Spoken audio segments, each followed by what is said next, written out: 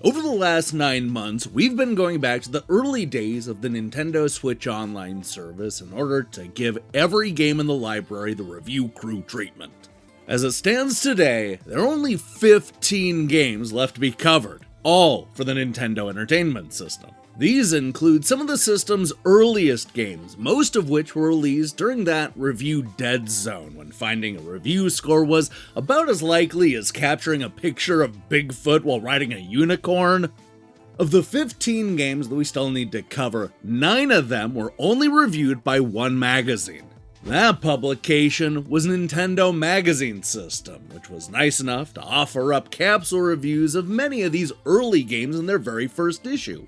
Instead of resorting to the usual format, I want to very quickly go through all 9 of the remaining Nintendo Entertainment System games reviewed by Nintendo Magazine System. These include early classics like Donkey Kong, Ice Climber, Rygar, Kid Icarus, and a whole lot more. Look, I apologize in advance for the low quality scans, but it's the best I could do for this very special episode of Nintendo Switch Online Review Crew.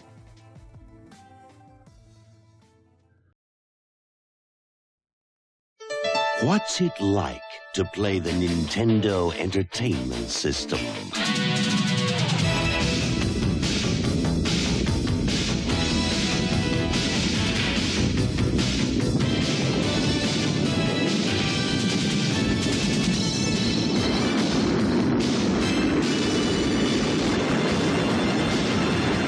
The Nintendo Entertainment System. Now you're playing with power.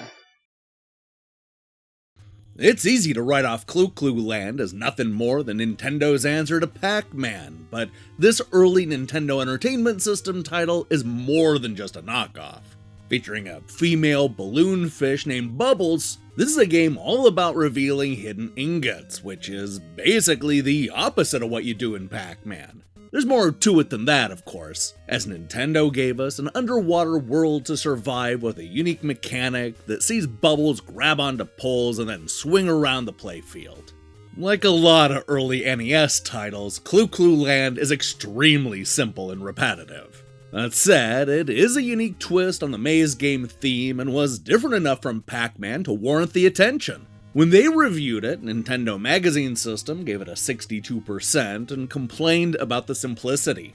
One of Nintendo's early efforts, Clu Clu Land is a sort of Pac-Man clone set in grids of dots. However, unlike Pac-Man, the idea of Clu Clu Land is to direct your fish between the dots, and thus reveal lines that made up a sort of cubist join-the-dots picture. The simplistic gameplay is fun, but soon grows quite boring. When Nintendo released Donkey Kong in 1981, little did anybody know how important it would be to the company's future. This was not only the first game designed by legendary developer Shigeru Miyamoto, but it also introduced the world to both Donkey Kong and Mario, who was briefly known as Jumpman. These 3 names would be crucial to the success of Nintendo over the next 40 years. And this simple arcade game would cement the company as a real player in video gaming's early days. Donkey Kong is also a truly great platformer that is still a lot of fun to pick up and play, though the critics at Nintendo Magazine System definitely disagreed.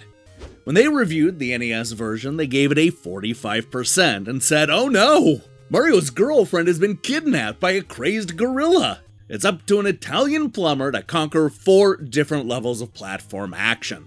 Donkey Kong isn't a bad coin-op conversion, but the original itself is years old, and 4 screens of arcade action simply isn't enough to warrant the price tag.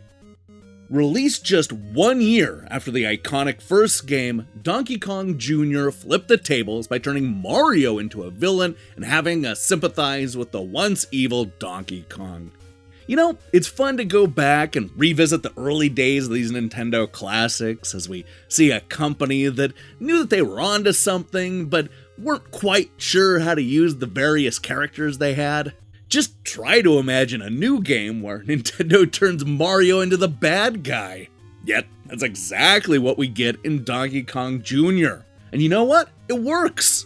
Although the story is simple, it actually makes sense and the platform action is a lot of fun, offering new mechanics built around the young gorilla's abilities. This is yet another great home conversion from Nintendo, though Nintendo Magazine System definitely had some complaints. Giving Donkey Kong Jr. a score of 46%, one tick up from the 45% they gave the original, the editors once again had some complaints about the length and the simplicity. Donkey Kong Jr.'s out to rescue his dad from Mario's clutches and another 4-screen platform romp, this time set in the jungle. Just like its predecessor, Donkey Kong Jr. isn't a bad conversion with a bit more variety than the original game. Unfortunately, 4 screens worth of action just isn't enough to give the players value for money. Ice Climber isn't the sequel to the original Mario Brothers, but boy, it definitely feels like it. This is a game that takes the basic gameplay and physics of that single-screen Mario title and then creates a whole new experience where you and a friend are breaking through barriers and climbing up a steep and dangerous mountain. Released not that long before Super Mario Bros., Ice Climber is a game where Nintendo is clearly still working out a lot of their platforming ideas.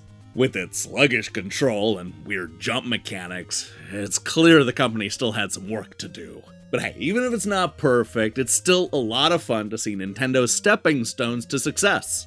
Of course, Nintendo Magazine System reviewed it after playing Super Mario Bros. And just a whole bunch of other better Nintendo platformers. That helps to explain the 58% they gave the game. Ice Climber is a pretty basic game. The object being to control your Eskimo to the top of each vertically scrolling level while keeping an eye out for enemy sprites. This was one of the first NES releases and has primitive graphics, sound, and gameplay. Even the simultaneous 2-player action doesn't stave off the tedium.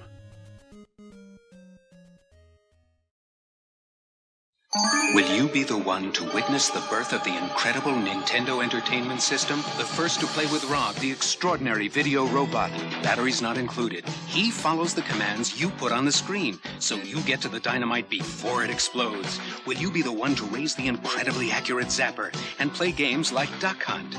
Will you be the one to experience the Nintendo Entertainment System? Comes with Rob, Zapper, Control Deck, 2 controllers, Gyromite, and Duck Hunt. Long before God of War, Nintendo was mining Greek mythology for unlikely video game heroes. Kid Icarus stands apart from a lot of the company's early titles, largely because of the way the levels were laid out and the mythological inspiration. This was also one of the first Nintendo Entertainment System games to come with a password save feature. It, along with Metroid and The Legend of Zelda, marked a new wave of larger and deeper NES games. A vast improvement over the more simplistic titles that you saw in the early days. Of course, none of this is what Nintendo Magazine System focused on when they reviewed the game. Giving it a not-so-great 68%, they concluded that it's cutesy platform game time as you guide Kid Icarus against an army of baddies who are just dying to clip his wings. It's pretty good fun, but the graphics are rather dated, and when you look at some of the more modern platform games around, this doesn't compare too well. Pro Wrestler was not the first wrestling game to hit the Nintendo Entertainment System, but it was definitely the first one that was worth playing. Featuring a colorful cast of fictional characters and just enough depth to keep the gameplay interesting, this is a game that got the wrestling elements right. It's also full of surprises, such as seeing the fight spill out of the ring. Best of all, it was an incredible 2-player game that scratched that fighting game itch years before Capcom introduced us to the World Warriors. But, you know who wasn't impressed with pro wrestling? That's right, it's Nintendo Magazine System, which gave the game a pitiful 45%. They concluded that pro wrestling isn't quite as exciting as the real sport. The graphics are laughable with pathetic sprites and background visuals, and the sound isn't really any better either, sporting weak spot effects. Our advice is to go for Tecmo World Wrestling. It's got better graphics, better sound, and a huge amount of moves on offer. With his destructive shield on a chain weapon and the vibrant fantasy world, Rygar was a hit the moment that it was introduced into the arcades in the mid-1980s. Perhaps realizing that some of the fun and excitement would be lost with simplified graphics, Tecmo chose to create a new version of Rygar just for the Nintendo Entertainment System that added more depth to the gameplay and introduced new types of levels. That extra work paid off as Rygar quickly became a go-to title on the NES, with many fans actually preferring this home release over the arcade original. While gamers could certainly spot the difference between the NES and the coin-op versions of Rygar, I'm not so sure the same can be said for Nintendo Magazine System. Giving it a solid 70%, they said that the graphics in this beat-em-up are okie dokie and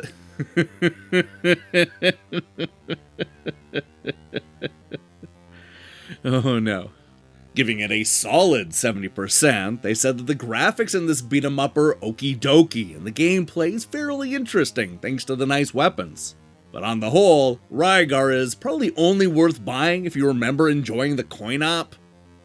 Having already dabbled in baseball, golf, and tennis, it makes perfect sense that the next stop on Nintendo's sports tour was soccer. Much like the title suggests, this is a bare-bones 8-bit soccer game with simple graphics, basic gameplay, and nothing even resembling a licensed team. Of course, you didn't really need all the bells and whistles in the mid-1980s because just having a good playing soccer game that did a reasonable job of simulating the sport was good enough for most people. And that perfectly describes Nintendo Magazine System, which, believe it or not, was still impressed with the soccer game despite the dated graphics, sound, and control. Giving the game a shocking 83%, they said that the action in this football game is a little slow, and the graphics are only adequate, but it plays quite well, and that's what counts. And even though it's positively ancient, it's still miles better than any of the newer Nintendo football games. An arcade hit for both Atari and Namco, Xevious is an early 80s shoot-em-up that incorporated both movement and vibrant colors, allowing it to stand out from the competition. It's also a great playing game, too, as the shooter adds an extra layer of play to the action. Not only will players be able to shoot down the enemies right in front of them, but they're also going to need to bomb the ground below. As a home console port, I just have to imagine that minds were blown when Xevious first hit the Famicom in 1984. Unfortunately, that game didn't come to America until 1988, which made it feel a lot more like a relic from the past than a hotly anticipated arcade port. Believe it or not, the game actually came out later in Europe, which is probably why Nintendo Magazine System seems so lukewarm on the shooter. Giving it a score of 65%, they said, the original coin-op's best feature was its pretty graphics, and these haven't been translated too well in the comparatively chunky pixeled NES. So, all you're left with is a passable but hardly exciting up-the-screen blast. What will the future bring from Nintendo? More hits like Super Mario Brothers. Arcade hits like Kung Fu. Nintendo has the most video game hits. Hogan's Alley, Duck Hunt, and more like baseball and Excite Bike. And you can play them only on the Nintendo Entertainment System. Now you're playing with power.